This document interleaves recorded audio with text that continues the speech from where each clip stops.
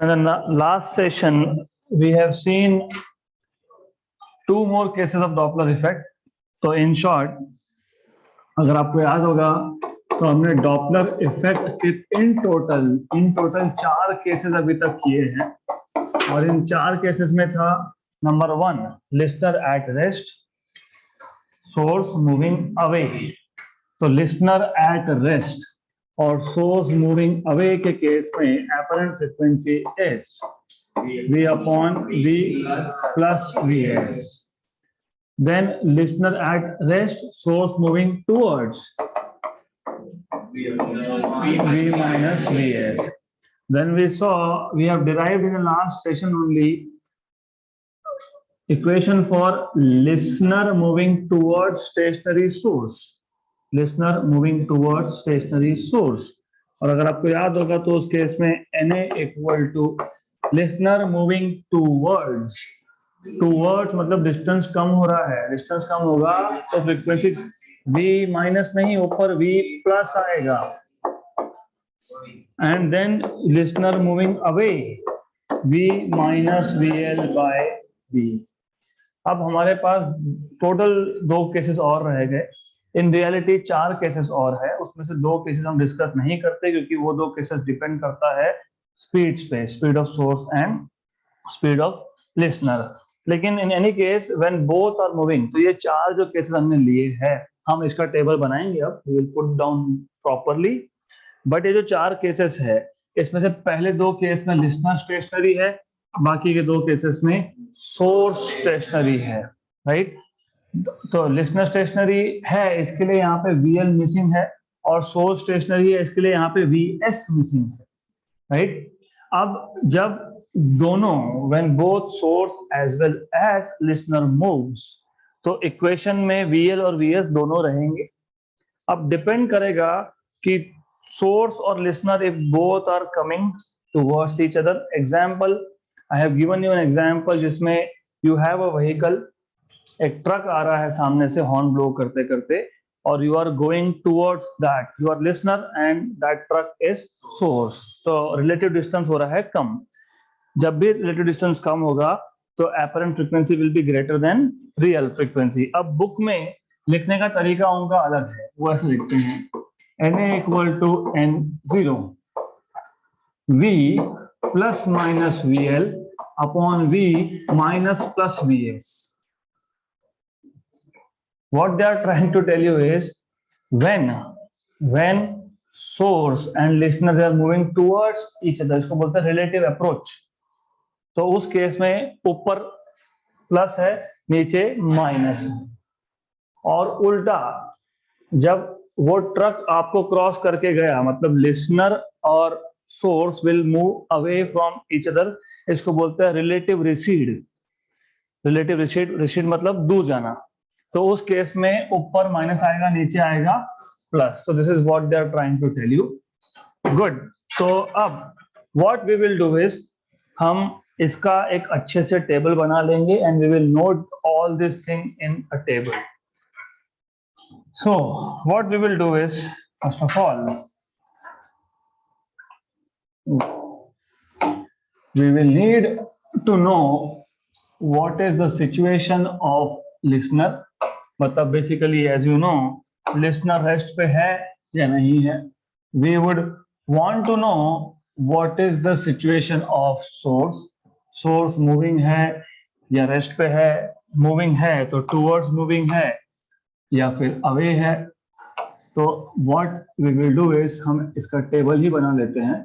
तो we will make up a table जिसमें हम लोग मेंशन करेंगे what is the situation of listener, what is the situation of source, and what is the final formula that we get. Okay, so what I'm going to do is I'm going to make up a table for this, और ये table हमें काम में आएगा। we will use this while solving numericals, so याद रखना ये काम की चीज है हमारी। तो one by one, सबसे पहले what is the situation of listener, what is the situation of source, what is the formula that you get।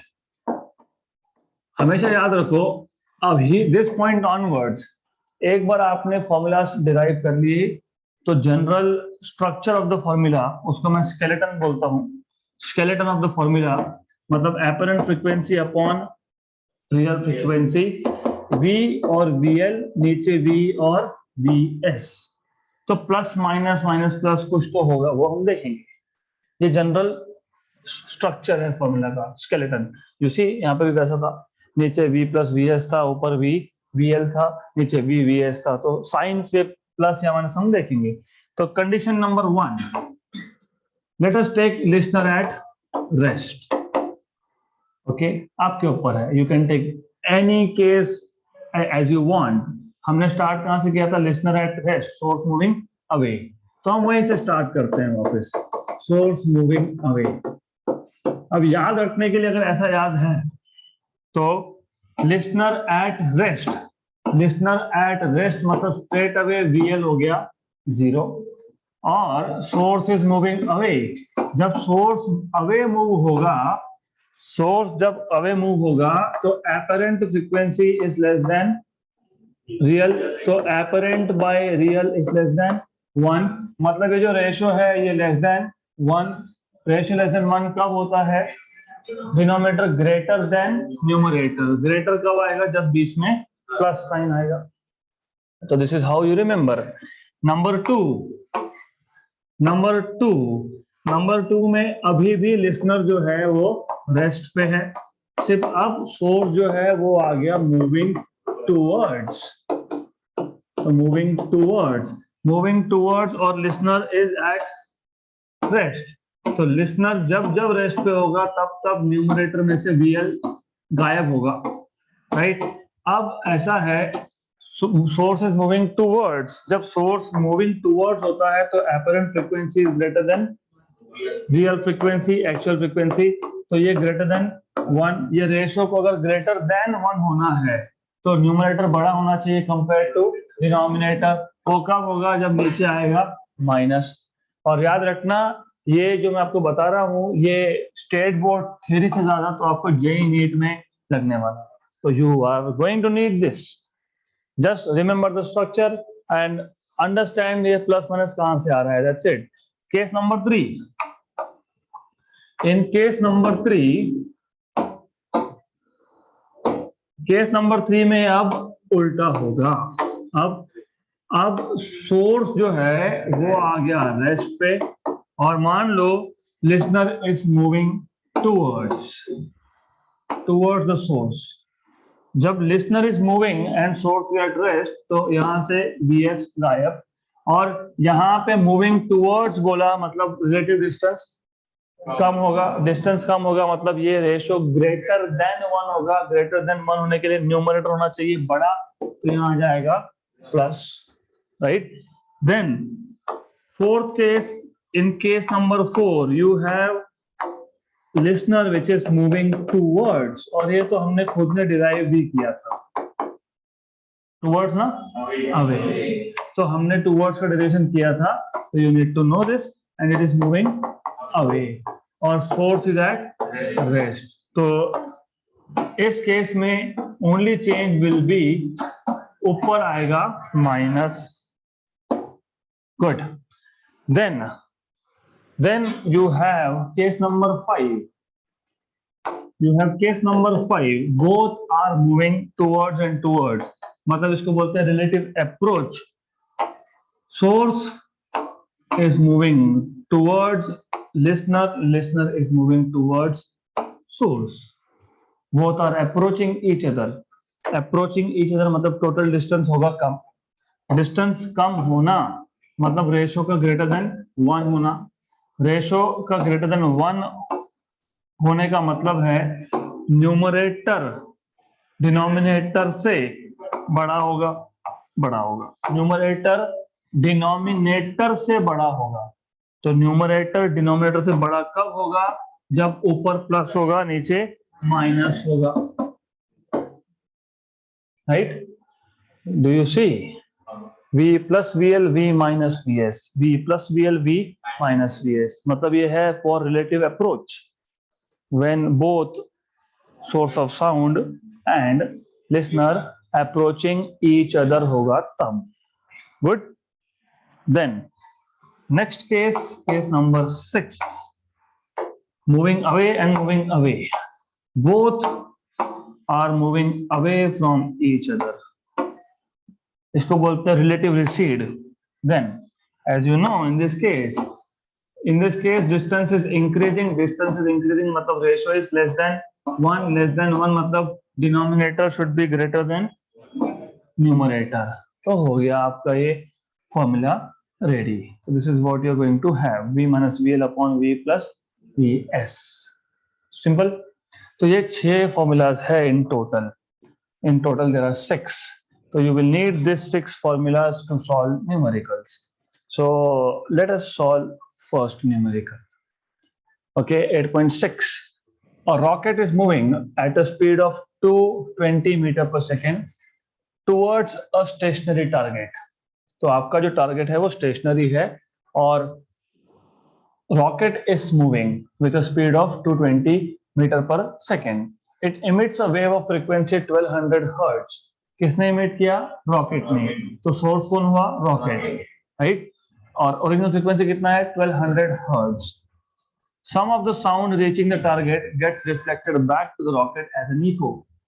तो पहले क्वेश्चन अच्छे से समझ लो, फिर हम बात का देखेंगे। तो first of all understand that you have a rocket and then you have a stationary source which is target. तो रॉकेट जो है it is going to hit the target, ये टारगेट है और ये रॉकेट है, राइट। तो गिवन में what I will do is मैं लिख दूंगा वेलोसिटी ऑफ रॉकेट। मुझे पता है कि रॉकेट सोर्स है, लेकिन मैं फिलहाल इसको लिखूंगा velocity of rocket. Velocity of rocket कितना है? 220 मीटर पर second. Original frequency emitted by rocket is 1200 hertz. अब अगर आप देखोगे तो क्या पूछा है? Calculate number 1 the frequency of sound detected by the target. तो first of all calculate the frequency of sound detected by the rocket, मतलब apparent frequency पूछा है आपको। तो you are supposed to find out number 1 apparent frequency किसने detect किया? Target ने। तो NA apparent frequency as detected by target, तो ये इंपॉर्टेंट है, this is what you need to know. Number 2 में क्या पूछा है? The frequency of echo detected by the rocket. Frequency of echo detected by the rocket मतलब apparent frequency as detected by rocket. पहले question समझ में आ गया तो आगे बढ़ सकते हैं। क्वेश्चन ऐसा है, there's a rocket which is going to hit the target. Rocket is moving with the speed of 220 meter per second. Good. It is moving towards the target. Target is stationary, right? The sound wave emitted by rocket has a frequency of 1200 hertz. मतलब original frequency is 1200 hertz. तो वो जो frequency जब target पे पहुंचेगा तो what will be the apparent frequency? Number 1. दूसरा, ये जो wave है, it will get reflected back and reach the rocket again, मतलब rocket will also hear echo, same sound goes and gets reflected back. Good. तो पहले ये समझ लो। अब आपको ये समझना है कि इसमें 2 केसेस है। तो जब मैं केस नंबर 1 की बात करूंगा तो केस नंबर 1 में अच्छे से समझ लेना, रॉकेट क्या है? सोर्स है। Very good. तो रॉकेट क्या है? सोर्स है और टारगेट क्या है? लिसनर है। तो पहले हम केस नंबर 1 सॉल्व करेंगे, फिर बाद में बाकी केसेस की बात करेंगे। तो केस नंबर 1 हम पहले सॉल्व कर लेते हैं।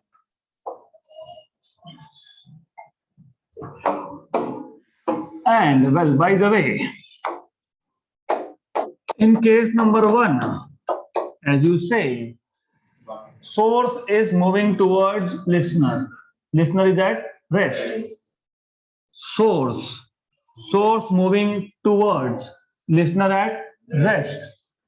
Na by no equal to V by V minus Va. Yes, okay. So it is nothing but apparent frequency कौन डिटेक्ट कर रहा है?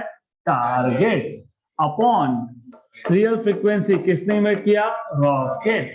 Equal to v upon v minus source कौन था, रॉकेट था, तो v correct, good.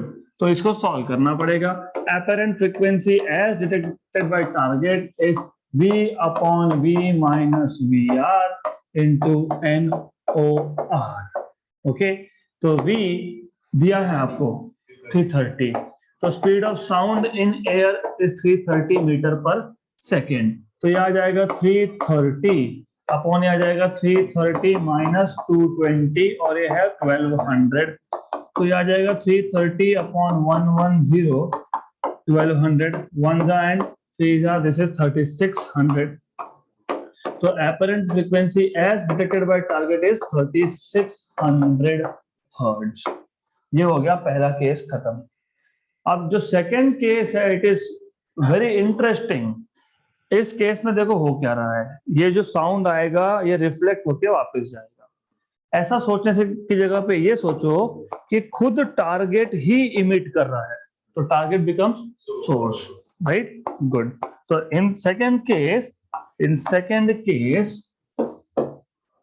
rocket is listener and target is source। तो second case में listener is moving towards stationary source. पहले केस में क्या था, source is moving towards stationary listener. अब क्या है, listener is moving towards stationary source and additionally target वही इमिट करेगा जो उसने रिसीव किया। उसने रिसीव कितना किया, 3600। तो यहाँ पे गलती होती है कि नॉर्मली क्या होता है कि उनको 1200 ले लेते हैं, 1200 नहीं चलेगा। तो याद रखना इन this case, well by the वे पहले फॉर्मूला सिलेक्ट कर लेते हैं। Who is moving, listener towards source, listener moving towards source at rest, NA by NO, V plus VL by V। तो यह आएगा आपके पास NA by NO, V plus VL by V। लेकिन यहाँ पे लिसनर कौन बन गया अब, रॉकेट, तो VR। और ये फ्रीक्वेंसी कौन डिटेक्ट कर रहा है, रॉकेट। ये कौन इमिट कर रहा है, टारगेट इमिट कर रहा है ना। अरे इको कब आएगा, ये रिफ्लेक्ट, कौन रिफ्लेक्ट करेगा, टारगेट, करेक्ट। लेकिन रॉकेट को क्या दिखेगा, रॉकेट को ये समझ में आएगा कि टारगेट ने इमिट किया, correct. For rocket will feel, उसको थोड़ी समझ में आने वाला कि मैंने जो फ्रीक्वेंसी भेजा वही है। क्यों, आप फिर बोलोगे कि हम इको पॉइंट पे खड़े रहकर चिल्लाते तो हमको समझ में आता है कि मेरी आवाज आ रही है, बराबर। इसको क्यों नहीं समझ में आएगा, तुम वहां पे भागते भागते चिल्लाए थे, नहीं, you were stationary and reflector was also stationary. तो whatever frequency you generate, the same frequency you receive. इसके लिए आपने चिल्लाया जोर से खुद का नाम, तो खुद का नाम ही सुनाई देता है, राइट, करेक्ट। लेकिन यहाँ पे जो सोर्स है वो स्टेशनरी है क्या, नहीं। रॉकेट स्टेशनरी है क्या, नहीं। तो रॉकेट जब टुवर्ड्स टारगेट जा रहा है, इसने 1200 इमिट किया था, लेकिन यहाँ तक पहुंचते पहुंचते वो 3600 हो गया। फिर वापस जब आएगा तो उसको समझ में नहीं आएगा कि यार ये तो वही फ्रीक्वेंसी जो मैंने इमिट किया था। तो for rocket target becomes source and rocket becomes listener. तो यहाँ पे आप लिखोगे target, original frequency emitted by target. तो यहाँ पे आएगा apparent frequency as detected by rocket, V plus VR by V और NO of T। V 330 VR 220 upon 330, ये है 3600। This is 550 upon 330, 3600। 1 नहीं, 3 जा and 5 जा, 1 जा and 1200 जा, 12 5 जा 60, 6000 hertz.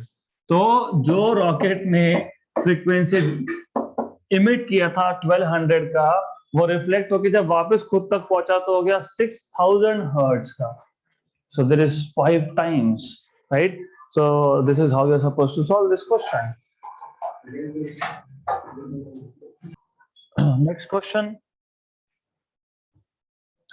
A police car travels towards a stationary observer at a speed of 15 meters per second. The siren on the car emits a sound of frequency 250 hertz. Calculate the recorded frequency. The speed of sound is 340 metre पर second. तो observer is stationary and ये siren था police car के ऊपर. तो police का जो car है बिकम्स सोर्स और उसका स्पीड है 15 मीटर पर सेकेंड और ओरिजिनल फ्रीक्वेंसी इज 250 हर्ट्ज. तो सबसे पहले जो जो हमको गिवन पैरामीटर्स है हम लोग वो आइडेंटिफाई कर चुके हैं. तो let us just write down velocity of source is 15 meter per second. Velocity of listener is 0. Stationary listener है. Original frequency emitted by the siren is 250 hertz, and then speed of sound in air is 340 meter per second. You are supposed to find out what is the apparent frequency. तो calculate recorded frequency मतलब apparent frequency. Frequency as heard by the listener stationary observer. तो आपको पता है यहाँ पे clear cut बोला है that you see a police car travel towards मतलब सोर्स मूविंग टूवर्ड्स. तो जब सोर्स मूविंग टूवर्ड्स होता है तो v अपॉन v माइनस होता है क्योंकि ये जो रेशो है ग्रेटर देन 1 होना चाहिए. तो numerator should be greater than denominator. तो it is very simple, very simple. Na equal to no v upon v minus vs. So put values. So Na equal to no is 250, v is 340 upon 340 minus 15, that is 250. 340 upon 325. Be careful, गलती से 315 लिख दिया तो गए. क्यों? क्योंकि ये 25 10 का है, ये 25 13 का है, 13 का है, राइट. तो ये आ जाएगा आपके पास 3400. ओके, ऐसा बोलने से बेटर 34/13 into 100. क्यों? क्योंकि 34/13 you know this 260 point something है ना, 2.6 समथिंग, क्योंकि 13 1 जा 13 2 जा 26 एंड हाफ 13 का हाफ 6.5. तो 26 में 6.5 ऐड कर दिया तो 32.5. ये 32.5 के ऊपर है तो ये 2.6 समथिंग आएगा, 2.61 या कुछ आएगा ऐसा. तो 2.6 देख लेते हैं. 2.6154 इंटू 100 मतलब 261.5 hertz. Correct answer 261.5 hertz. Next question. The sound emitted from the siren of ambulance has a frequency of 1500 hertz. मतलब original frequency आपको बता दी. The speed of sound is 340 meter per second. Calculate the difference in frequencies heard by a stationary observer if the ambulance initially traveled towards and then away from the observer. It is just like you standing on a railway platform. Train is first coming and then crossing you and going away. तो easy question है, आपको पूछा difference है ना. Calculate difference in frequencies. तो वापस एक बार question समझ लो. आपको पहले तो गिवन पैरामीटर में क्या दिया है? गिवन में आपको दिया है ओरिजिनल फ्रीक्वेंसी कितना 1500 हर्ट्ज का, राइट. फिर आपको बताया speed of sound in air is 340 metre पर सेकेंड.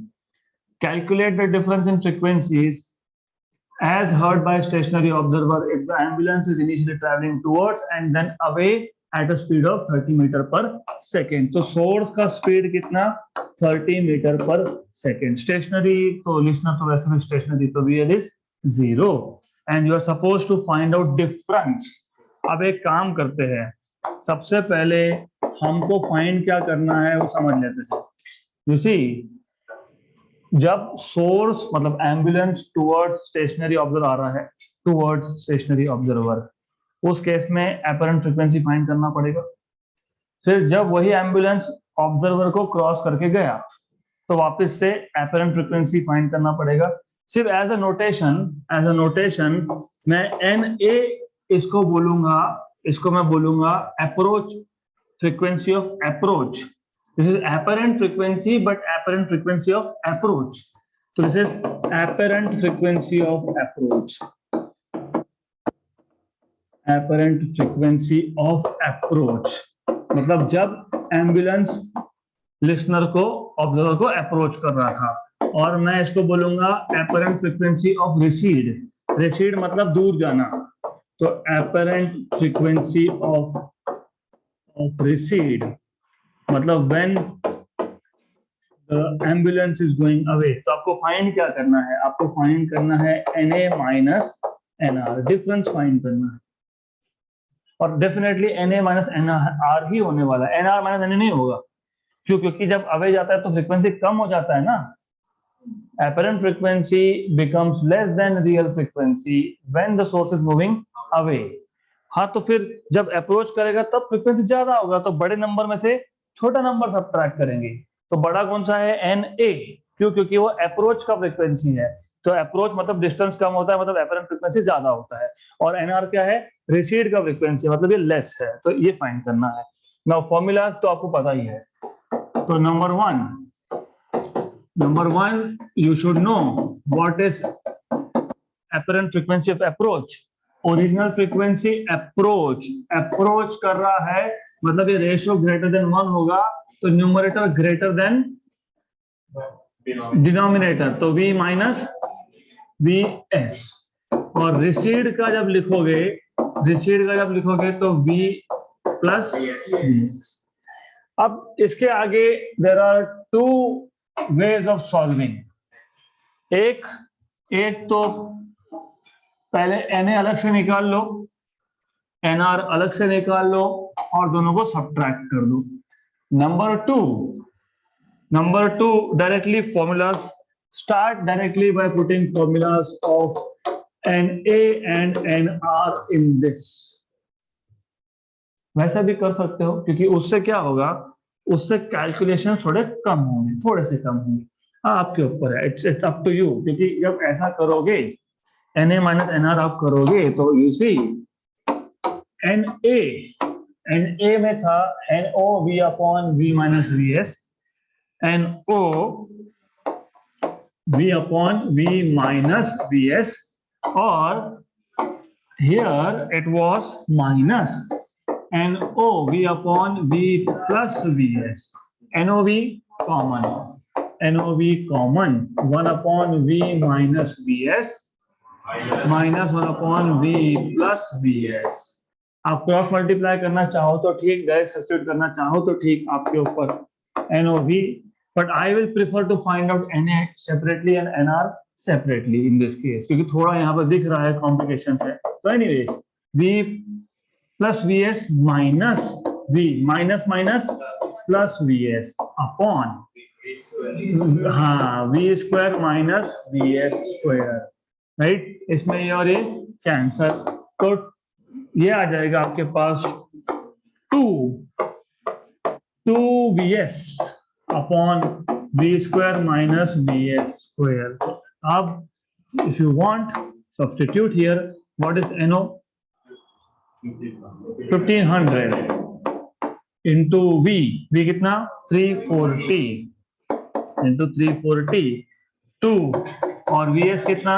30 अपॉन 340 का square. That is why I was telling you, एक काम करते हैं, हम भी फिर थोड़ा सा स्मार्टली काम करना पड़ेगा। अगर यहाँ पे प्रॉब्लम आ रहा है ना, तो उसको सिंप्लीफाई कर। इससे क्या होगा? 340 माइनस 30, 340 प्लस 30, 370, राइट। अब इजी है, तो पहले तो इसको और इसको उड़ाओ, इसको और इसको भी उड़ाओ, करो सॉल्व, सिंपल है ना। 31 into 37 आएगा नीचे, और ऊपर बहुत सारे नंबर्स है। So that is why I was telling you कि I am looking here at this formula little difficult, right? तो हो सकता है sometimes it may simplify your calculations, but here it is creating issues। तो एक काम करो, फाइंड कर लो NO V upon V minus VS। तो NO 1500, V 340 माइनस 30 310। इसको सॉल्व करना ही पड़ेगा, कुछ इलाज तो है नहीं, क्या करेंगे, करना पड़ेगा। but ultimately at least approximately 1 जा 50 की 500 सोच लो एक बार 50 राइट 34 5 जा 34 5 जा 17 1 170 हाँ पक्का और एक 0 1700 राइट हो ही नहीं सकता अरे जब ओरिजिनल 1500 है तो अप्रोच का 1500 से ज्यादा होगा 170 बोल रहे हो कैसे हो सकता है 170 you understand the concept if original is 1500 only then how come yes how come it can be less तो then recede velocity find करोगे recede velocity में क्या होगा no v upon v plus vs no 1500 v 340 this is 3 right अब क्या करोगे यहाँ पे अब इसको अगर मैं यहाँ पे 6 लिख देता हूं तो ये 12 जा और ये